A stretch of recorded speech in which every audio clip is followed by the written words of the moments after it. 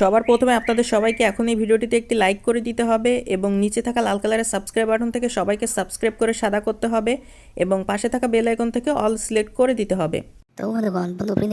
বন্ধুরা ভিডিওটি শুরু থেকে শেষ পর্যন্ত মনোযোগ সহকারে দেখুন। তো বন্ধুগণ, প্রাথমিক পর্যায়ে আমরা একটি গ্রিন স্ক্রিন ব্যাকগ্রাউন্ডের মধ্যে সুন্দর করে আমরা সিলেক্ট করে নিই।